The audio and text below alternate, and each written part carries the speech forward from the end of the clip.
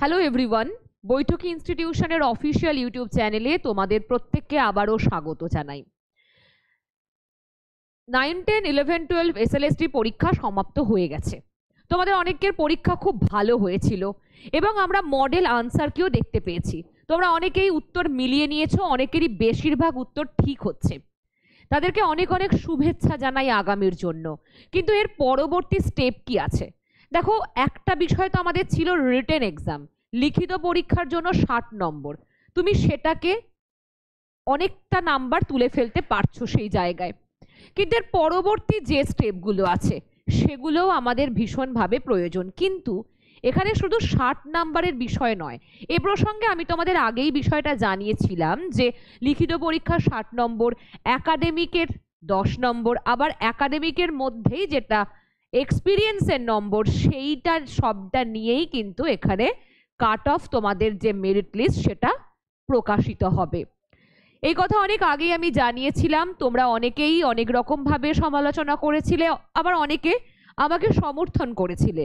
কিন্তু এখন তোমরা প্রত্যেকেই আশা করি এই খবরটি পেয়ে গেছো যে রিটেন এক্সামের 60 নম্বর, তার সাথে 10 নাম্বার এক্সপিরিয়েন্সের, আর 10 নাম্বার তোমার গ্র্যাজুয়েশন অথবা মাস্টার্সে তুমি কত পেয়েছো তার উপর নির্ভর করে সেটা 8 হতে পারে, 10 হতে পারে, 6 হতে পারে। তো এই হলো আসল বিষয়। কিন্তু এর পরবর্তী বিষয়টা কি? ধরো আমি যদি বলি যে, আমি বলছি যে 60 নম্বর প্লাস 10 নম্বর প্লাস 10 নম্বর মানে 80 নম্বর। এই জায়গার কোনো সমস্যা তো তোমার নেই, কারণ এটা তোমার হাতেও নেই। অলরেডি পরীক্ষা হয়ে গেছে, আর কিছু করার নেই। এবার যারা ভালো পরীক্ষা দিয়েছো তাদের অনেক বেশি, তারা আশাবাদী হবে, এটা স্বাভাবিক। এবার এই যে 80 নম্বর, এটা নিজের হালেই চলবে, ঠিক আছে?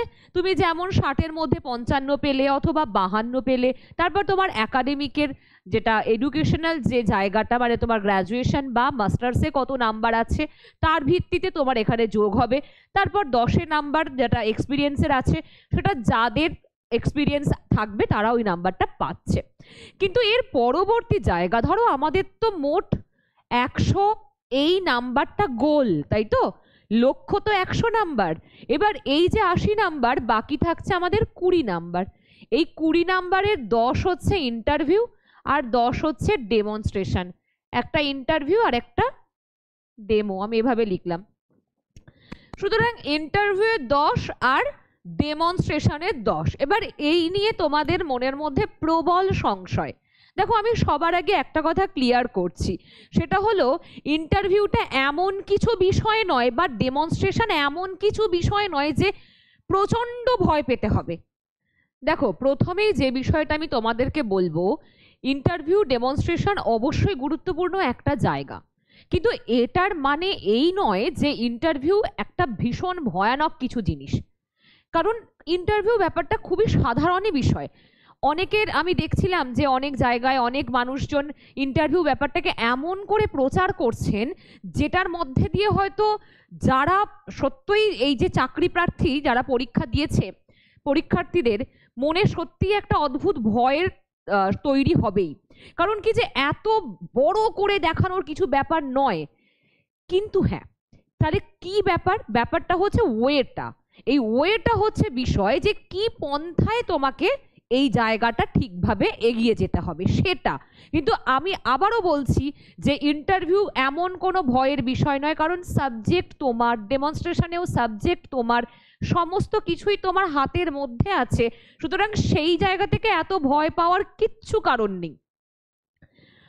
এবার বলি যে তাহলে কি কি জিনিস আমাদের মাথায় রাখতে হয়। দেখো, প্রশ্ন তো অনেক রকমের আসে, কারণ ইন্টারভিউয়ের কোনো নির্দিষ্ট সিলেবাস হয় না, এটা যেমন সব থেকে বড় কথা। যার যে সাবজেক্টই হোক না কেন, কারোর বাংলা হতে পারে, কারোর ইংরেজি হতে পারে, কারোর ইতিহাস হতে পারে, কারোর ভূগোল হতে পারে, যাই সাবজেক্ট হোক, কিন্তু নির্দিষ্ট যে একটা সিলেবাস, যে এই সিলেবাসটা তোমাকে ধরিয়ে দেওয়া হলো, তার মধ্যে থেকেই তোমাকে ইন্টারভিউয়ে জিজ্ঞেস করা হবে না, এটা অবশ্যই সত্য কথা এবং তোমরা অনেকেই সে বিষয়টা জানো। তাহলে কেমন প্রশ্ন আসবে? দেখো, প্রশ্ন এরকমও আসতে পারে যে তুমি কি করো, যেমন ধরো তুমি কি করো, তুমি সেই তোমার পেশাটা বললে, সেই পেশা ভিত্তিক তোমাকে একটা প্রশ্ন করা হলো, তার স্পেলিং জিজ্ঞেস করা হতে পারে, অথবা তুমি যেই গিয়ে বসলে তুমি কোন জায়গায় থাকো, তুমি যে জায়গায় থাকো সেই জায়গাটা কেন বিখ্যাত, হয়তোবা তার কোনো ইতিহাস আছে, তোমাকে এরকম প্রশ্ন জিজ্ঞেস করা হতে পারে। এবং এর পাশাপাশি তো অবশ্যই তোমার সাবজেক্টের খুব সাধারণ বিষয় তোমাকে জিজ্ঞেস করা হবে। তবে হ্যাঁ, একটা নির্দিষ্ট জায়গা তোমাকে নিজে থেকেই ঠিক করতে হবে। ধরো আমি একটা খুব সহজ কথা তোমাদেরকে এখন শিখিয়ে যাই, আমার নিজের অভিজ্ঞতা থেকে এই কথাটা তোমাদেরকে আমি বলে যাব। প্রত্যেকটা যে কোনো ইন্টারভিউয়ের জন্য যখন নিজেকে রেডি করবে, আগে নিজের জায়গাটাকে ছোট করবে, আগে নিজের একটা জায়গাটাকে ছোট করে নেবে। অর্থাৎ চারিদিকে অনেক বড় একটা বিস্তারিত জায়গা রাখবে না, নির্দিষ্ট একটা ছোট জায়গা করে নেবে। অর্থাৎ তুমি যদি চারিদিকে ছড়িয়ে যাও, তাহলে কিন্তু যারা ওখানে বসে থাকছে, তোমার ইন্টারভিউ নিচ্ছেন যারা, তারা অনেকটা সুযোগ পেয়ে যাবেন তোমাকে এদিক ওদিকে আরো বেশি বিভ্রান্ত করার। চারিদিক থেকে প্রশ্ন করলে তোমার পক্ষে সম্ভব নয়, বা কারোর পক্ষেই সম্ভব নয় যে তার সাবজেক্টের সমস্ত কিছু একেবারে A to Z জেনে যাওয়া, সম্ভব নয়। সুতরাং তোমার এরিয়াটা ছোট হবে, তোমার যেই এরিয়ার ওপর দখল সেই এরিয়া থেকেই তুমি ডেমনস্ট্রেশন রেডি করবে, ঠিক আছে? এবং সেই ডেমোটা রেডি করবে, তার থেকেও কিছু প্রশ্ন তোমাকে করা হবে। সুতরাং তোমাকে এটা মাথায় রাখতে হবে, আমি যদি ডেমো রেডি করি, তার থেকে যখন আমি প্রশ্নও পাবো, তাহলে আরো ওই জায়গাটাই একটু বেশি ভালো করে নিলে তোমাকে আগেও যে প্রশ্নগুলো করা হবে তার মধ্যে থেকে অনেকটা তুমি কমন পাবে। তাহলে কি ইন্টারভিউ কমন পাওয়া যায় প্রশ্ন?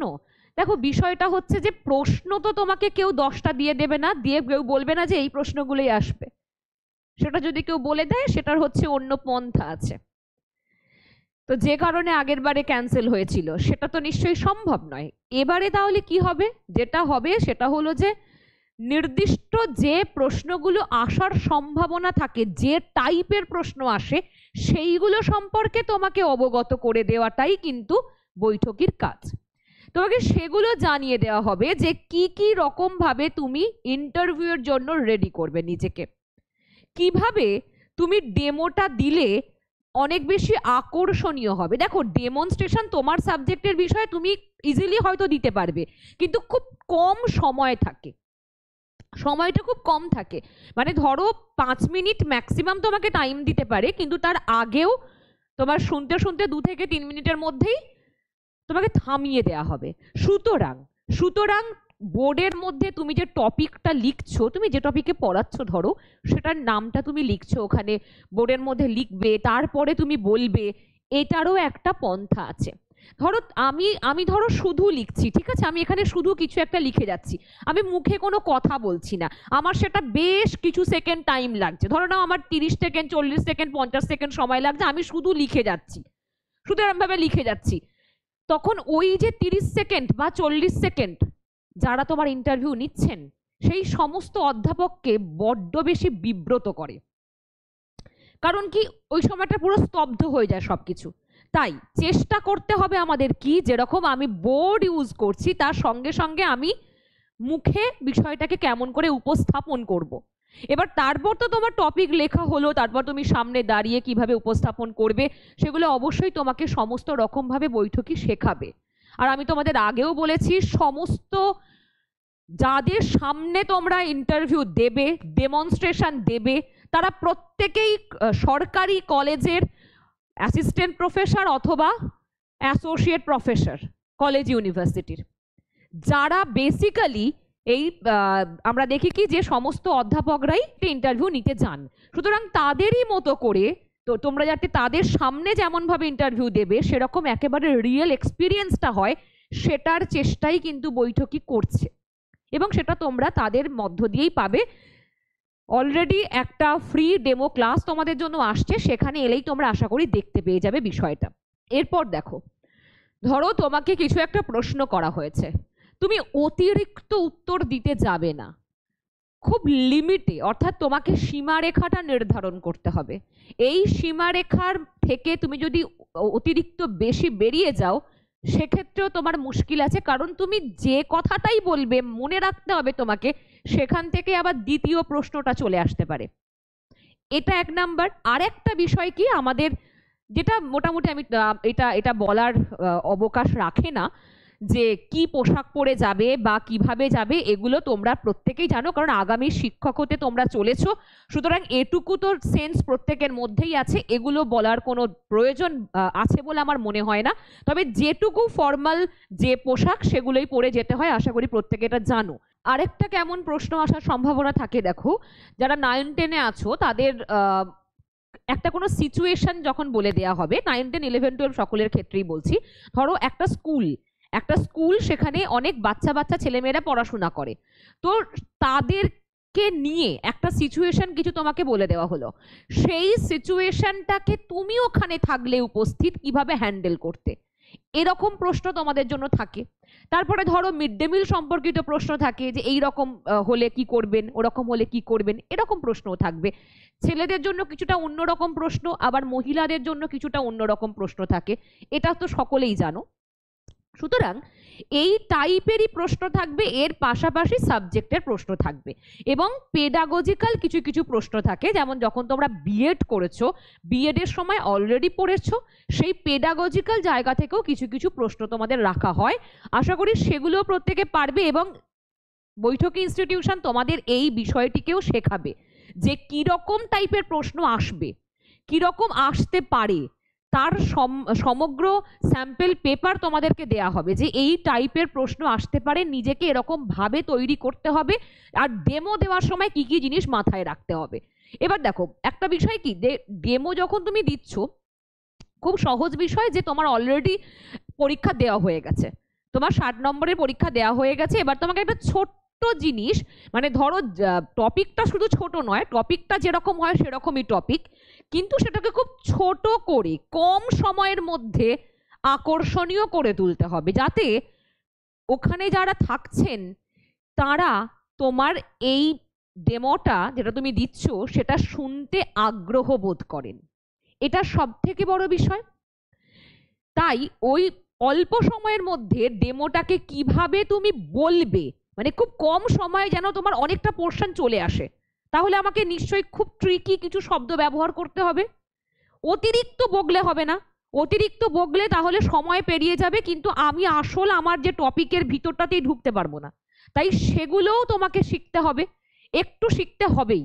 এইগুলোর একটা বিষয় দেখবে যে আমরা অনেকেই ভাবতে পারি যে আমি তো প্রতিদিন ক্লাস নিচ্ছি, আমার প্রয়োজন নাই পড়তে পারে ইন্টারভিউয়ের কোনো ডেমো দেওয়ার জন্য নিজেকে রেডি করার, কিন্তু আসলে ব্যাপারটা সেরকম নয়। ধরো ক্লাস আমরা নিই 1 ঘন্টার, তারও বেশি বা তারও কম, কিন্তু সেখানে তোমার অনেক বড় পরিসর থাকে, তোমার কাছে অনেকটা সময় থাকে, সেই সময়টা তোমার ডেমনস্ট্রেশনে গিয়ে কমে যাবে, তখন তোমাকে 1 ঘন্টার ক্লাসটা 5 মিনিটে বলতে হচ্ছে। তো এইটা খুব গুরুত্বপূর্ণ বিষয়, টাইম ম্যানেজমেন্ট, এটাকে খুব ভালো করে না ব্যবহার করতে পারলে কিন্তু ওখানে মুশকিল হয়ে যাবে। তো এটাকেও মাথায় রাখতে হবে তোমাদের, যে কি কি ভাবে আমাদের ডেমোটা দিতে হবে, ইন্টারভিউ কেমন কেমন প্রশ্ন আসবে, বা কোন কোন এরিয়াগুলোয় আমি বেশি করে জোর দেবো। দেখো প্রত্যেকটারই কিন্তু একটা পন্থা আছে, আমি বারবার তোমাদেরকে বলছি, প্রত্যেক বিষয়ের একটা একটা পন্থা হয়। যে আমি যেমন বাংলা সাহিত্য থেকে যদি বলি যে আমি কি বাংলা সাহিত্যে সব পড়ে যাব ইন্টারভিউয়ে, না, বাংলা সাহিত্য থেকে সব পড়ে যাব না, তাহলে কোন কোন পোর্শনগুলোকে চুজ করব, কেমন করে চুজ করব ম্যাডাম, এটাই পন্থা, সব সময় এটাই করতে হয়, যে তুমি নির্দিষ্ট করবে তোমাকে কোন জায়গা থেকে প্রশ্ন আসবে। এটা কিন্তু এই রকম ভাবে আমি তোমাদেরকে বলছি না যে এমনি হাওয়ায় হাওয়ায় বলছি, আসলে এটাই করা যায়, যে তুমি তোমার জায়গাগুলো আগে থেকে খুব ছোট করে দেবে, সেখান থেকেই প্রশ্ন আসবে। তো এইগুলো হচ্ছে আসল কাজ, মানে ইন্টারভিউয়ের আসল বিষয় এরকম ভাবেই করা হয়। এবং তুমি যদি ধরো তোমাকে একটা তুমি কিছু বলেছো, তার ধরো উদাহরণ দিতে গেছো, তুমি একটা জায়গায় 5টা উদাহরণ দিয়েছো, এবার 5টা উদাহরণের হয়তো প্রয়োজন ছিল না, 5টা উদাহরণ দিয়েছো, তো সেখান থেকে তোমার প্রশ্ন আসতে পারে, 5 নম্বর উদাহরণ তুলে তোমাকে কিছু একটা প্রশ্ন করে দিতে পারে। আরেকটা বিষয় কি, ধরো যেটা সবার হয়, কনফিডেন্সের ভীষণ অভাব, এইটা আমাদেরকে সবসময় মাথায় রাখতে হবে। খুব সিম্পল ভাবেই তুমি যাবে, এমন নয় যে ডেমো তো সেই আকাশ ভাঙা কিছু ব্যাপার স্যাপার নয় যে পাহাড় পর্বত ভেঙে ফেলতে হবে, সেরকম তো কিছু নয়। খুব সিম্পল ভাবে তুমি যাবে, যেমন তোমার যেতে হয় সেইভাবেই তুমি, এইটুকু ম্যানার্স প্রত্যেকের নিশ্চয়ই আছে, তোমরা আগামী দিনের শিক্ষক হবে, এইটুকু প্রত্যেকে জানো কিভাবে ঢুকবে, ঢুকে অবশ্যই পারমিশন নিয়েই তারপর প্রবেশ করতে হবে। পারমিশন নিয়ে প্রবেশ করবে, তারপরে সেই মতো তোমাকে ওখানে ওনারা জিজ্ঞেস করবেন বা বসতে বলবেন, সেই মতো প্রশ্ন করবেন, উত্তর দেবেন। কিন্তু একটা বিষয় কি হয়, ধরো কনফিডেন্সের অভাব বা আত্মবিশ্বাসের অভাবের কারণে তুমি হয়তো প্রথম থেকেই এত নার্ভাস হয়ে যাচ্ছ, এত নার্ভাস দেখাচ্ছ, আর যে নার্ভাস হয় অনেক ক্ষেত্রেই নার্ভাস হলে সকলে বুঝতে পারেন। সুতরাং যারা তোমার ইন্টারভিউ নিচ্ছেন ওখানে, তাদের কাছে এই বিষয়টা খুবই বাজে লাগে। তো সেটাও তোমাকে মাথায় রাখতে হবে, কনফিডেন্সটা সেরকম রাখতে হবে। ভয় পাওয়ার কিছুই নেই, তাই ভয় পেলে চলবেও না। তো এই বিষয়টা, কারণ তোমার ইন্টারভিউয়ের প্রশ্নের উত্তর দেওয়ার সময়তেও তোমার যদি তুমি অতিরিক্ত ভয় পাও, অতিরিক্ত নার্ভাস হয়ে যাও, সেটা প্রভাব পড়বে। আবার যখন ডেমো দেবে তখনও প্রভাব পড়বে। সুতরাং সেই বিষয়টাকেও মাথায় রাখতে হবে যে বেশি টেনশন করার কিছু নেই, একটা সাধারণ জিনিস সাধারণভাবেই হবে। তো সেই বিষয়টাকে মাথায় রেখে আমাদেরকে যেতে হবে। এরপর কেমন, ধরো আমি যেমন বললাম যে ডেমোর বিষয়টাকে আরো কিভাবে আকর্ষণীয় করব। যেমন ধরো আমি যদি আজকে কলেজের ইন্টারভিউ দিতে যাই, আমাকে বলাই হয়তো বা আমাকে বলা হবে না যে বোর্ড ইউজ করুন, বোর্ড ইউজ না করেও ইন্টারভিউ দেওয়া যায়। আবার বোর্ড ইউজ করাও যেতেও পারে, কারণ যাদের যেরকম সাবজেক্ট সেই অনুযায়ী ডেমো দিতে বলা হয়। এবার আমি যদি কলেজে যাই, স্বাভাবিকভাবেই আমি নিশ্চয়ই স্কুলের ছেলে মেয়েদের মতো ডেমো রেডি করব না। আমার কলেজের ইন্টারভিউ মানে আমি কলেজের জন্য রেডি করছি। কিন্তু যখন স্কুলের ইন্টারভিউ দিতে যাচ্ছি, মানে স্কুলের পরীক্ষার জন্য ইন্টারভিউ দিতে যাচ্ছি, তখন আমাদের কি করতে হবে, যে আমার ছাত্রছাত্রীদের বয়সটা মাথায় রাখতে হবে।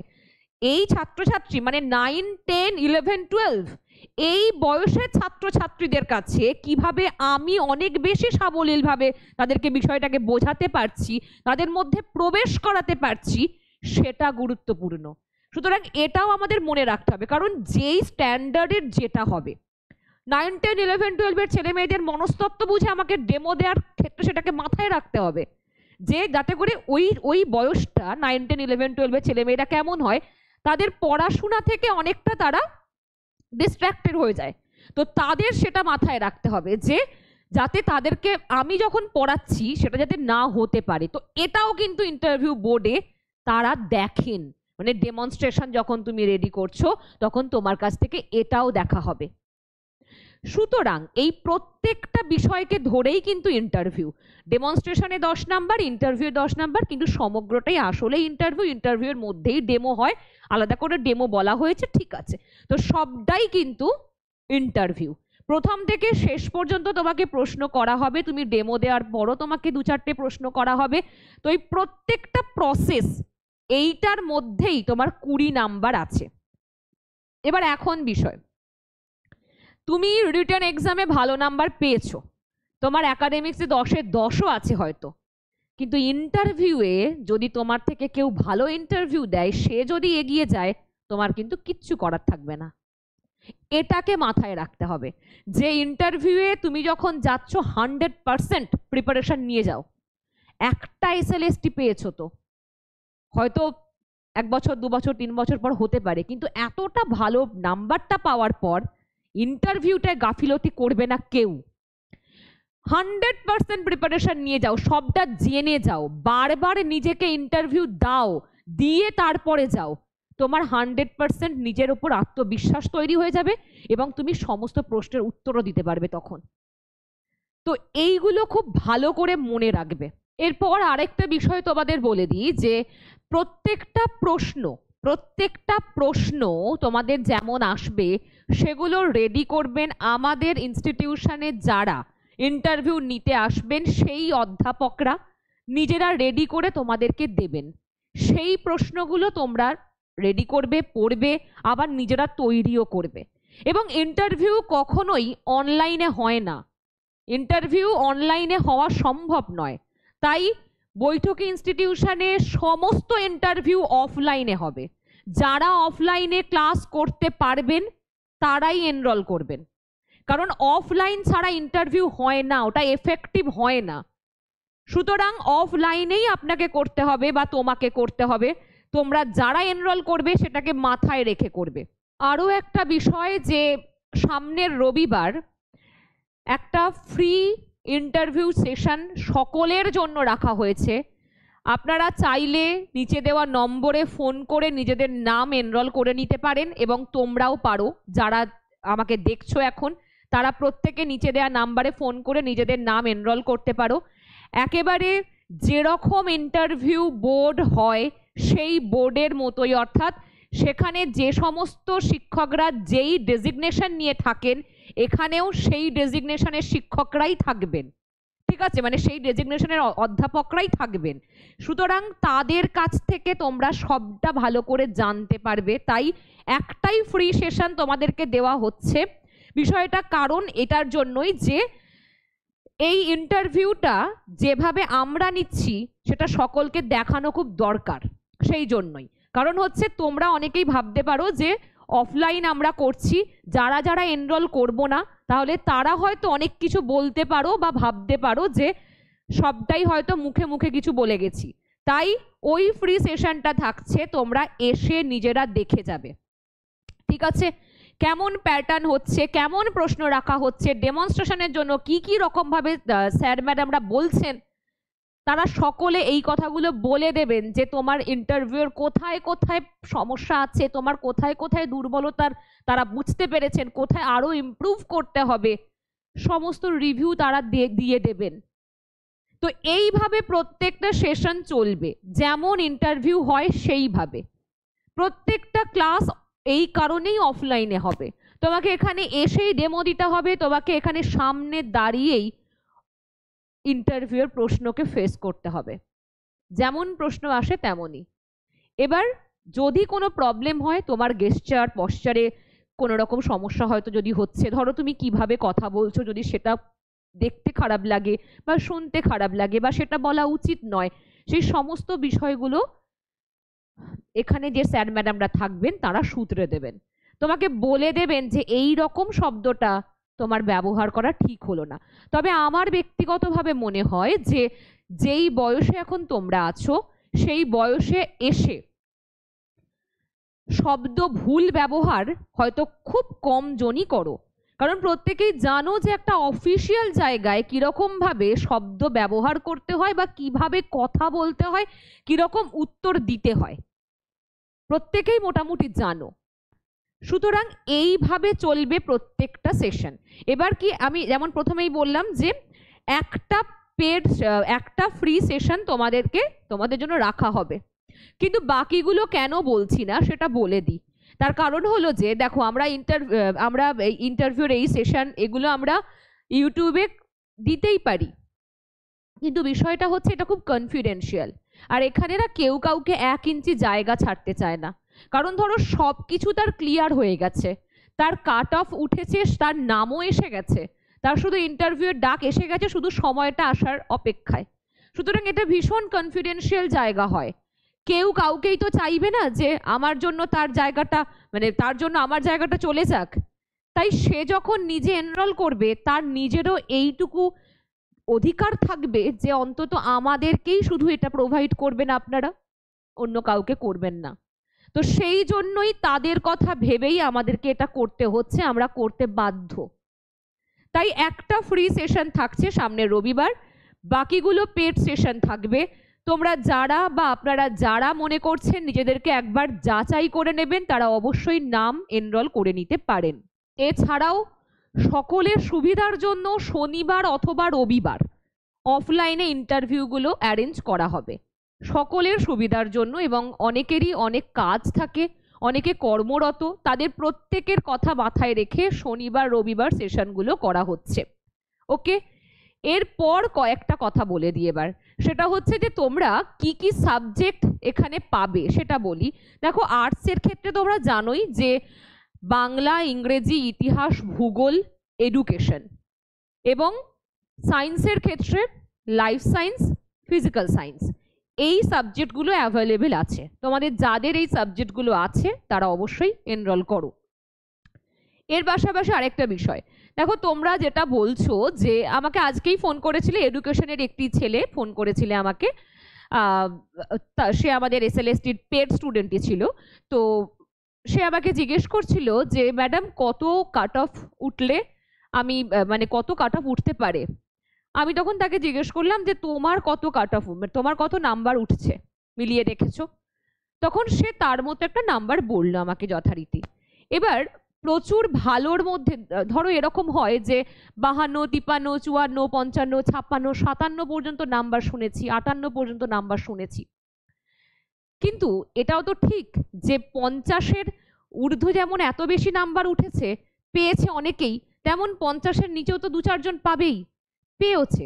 সে আমাকে তখন বলল আমার 46 বা 47 এরকম সামথিং কিছু বলেছিল আমার নাম্বার এরকম আমি পাচ্ছি, তাহলে কি আমি ইন্টারভিউ ডাক পাবো? তো যথারীতি তাকে আমি বললাম যে সেটা আমাদেরকে অবশ্যই অপেক্ষা করে দেখতে হবে, যে ফাইনালি কি হচ্ছে একদম শেষ মুহূর্ত পর্যন্ত সেটা আমরা পুজোর পরই জানতে পারবো। তখন সে আমাকে বলল যে তাহলে কি আমি ইন্টারভিউটার জন্য অংশগ্রহণ করতে পারি?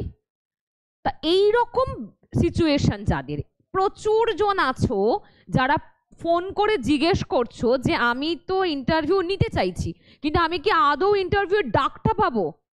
এইটা খুব বড় একটা প্রসঙ্গ। কারণ ধরো যে আমি ইন্টারভিউর সেশনে যুক্ত হয়ে গেলাম, আমি এত কিছু শিখলাম, কিন্তু আমি যদি ডাকই না পাই তাহলে আমার কি হলো? কোনো কাজে তো লাগলো না। এইটা কেউ ভেবো না, তার কারণ ইন্টারভিউ সমস্ত কিছুর জন্যই কাজে লাগে। কোনো কিছুই জীবনে জানবে বৃথা যায় না, সব কিছুর গুরুত্ব আছে মানুষের জীবনে, সমস্ত কিছুর গুরুত্ব আছে। তুমি 4টে বন্ধুর সঙ্গে যখন আড্ডাও মারো সেটারও গুরুত্ব আছে, জীবনের সব কিছুরই গুরুত্ব আছে। তাই তোমার পরবর্তীতে যখন এই কিছুদিন পরই আসছে কি আপার প্রাইমারি টেট কোয়ালিফাই করার পরই রিক্রুটমেন্ট প্রসেস শুরু হবে, তখনও কিন্তু ইন্টারভিউর গুরুত্ব আছে, তখনও তোমার ইন্টারভিউ প্রয়োজন হবে, তখন তোমাকে ইন্টারভিউ দিতে হবে। সুতরাং ইন্টারভিউ একবার ফেস করা মানে, ধরো তুমি যদি রিয়েল জায়গায় ফেস করো সেখান থেকেও তোমার অভিজ্ঞতা হবে, আবার এই সমস্ত বিষয়গুলো একই রকম ভাবে যখন বৈঠকি করাবে সেখানেও তোমার রিয়েল যে এক্সপিরিয়েন্স সেটাই হবে, আর সেটা তোমার সারা জীবন কাজে লাগবে। কারণ যখন আমরা এই রকম বিষয়টাকে ভাবছি ইন্টারভিউ ডেমনস্ট্রেশন, আমাদের খুব মানে সেই গাল ভরা ভরা শব্দ লাগছে, কিন্তু আসলে যে এই বিষয়গুলোর টেকনিকগুলো বুঝে নিলে আমার সারা জীবন আর কিছুই করতে হবে না, আমি সবসময়তেই এই টেকনিকগুলোকে কাজে লাগিয়ে লাগিয়ে যে কোনো ইন্টারভিউ কোয়ালিফাই করতে পারবো, সেটা তোমাকে শিখে নিতে হবে। তাই কোনো কিছুই বৃথা নয়। যাদের মনে হচ্ছে এখনো পর্যন্ত যে আমরা ইন্টারভিউয়ের ডাক পাবো কি না, তাদেরকেও বলবো যে এটা তোমার জন্য খারাপ হবে না, কারণ তোমার এই এক্সপিরিয়েন্সটা থাকলে ভবিষ্যতে নিজেরই কাজে লাগবে। যাই হোক, তাহলে এই কিছু ইনফরমেশন আমার তোমাদেরকে দেওয়ার ছিল। আমি প্রত্যেককে আবারও বলবো ব্যাপারটাকে নিয়ে এত ভয় পেও না, কেউ প্যানিক হবে না অতিরিক্তভাবে, খুব সিম্পল সাধারণ বিষয়, সাধারণভাবেই সেটাকে দেখতে হবে, কিন্তু অবশ্যই প্রিপারেশন নিতে হবে। প্রিপারেশন কেন নিতে হবে? তার কারণ হলো যে যাদের একদম প্রথম, যারা ইন্টারভিউ কখনো ফেস করোনি তাদের তো অবশ্যই প্রয়োজন। তার কারণ একদম ফেস না করলে প্রথমে যেটা হয়, ওই যে বললাম নার্ভাস হয়ে যায় ছেলেমেয়েরা, সব থেকে আগে এটাই হয়। এইটা যাতে তুমি না হও, বারবার বারবার তোমার ইন্টারভিউ দিয়ে দিয়ে দিয়ে দিয়ে তোমার এই ভয়টাকে কাটাতে হবে। কারণ তুমি হয়তো সব জানো কিন্তু ওখানে গিয়ে সব ভুলে গেছো, ওই অতগুলো চেয়ারে সব বসা মানুষজনকে দেখে তুমি নিজে ভুলে যাবে, তো সেটাকে কাটাতে হবে। এই সমস্ত বিষয়টা, প্রক্রিয়াটা শুরু হবে, এবং আবারও বলছি আমি, এটা অফলাইনে হবে, তোমরা একদম এখানে এসে ইন্টারভিউ দেবে, সবকিছু রিয়েল ইন্টারভিউয়ের মতোই হবে। ঠিক আছে, এরপরও যদি আর কারোর কোনো প্রশ্ন থাকে ইন্টারভিউ ডেমনস্ট্রেশন নিয়ে, অবশ্যই আমাকে কমেন্টে লিখবে, এবং তোমারও এই ধারণাগুলো মনে হচ্ছিল কিনা বা তোমারও এই রকম কিছু প্রশ্ন মাথায় ঘুরছিল কিনা সেটাও কিন্তু আমাকে অবশ্যই জানাবে। তাই সকলে ভালো থেকো, আর অবশ্যই নিজেদের প্রস্তুতিকে অনেক বেশি করে এগিয়ে নিয়ে যাও।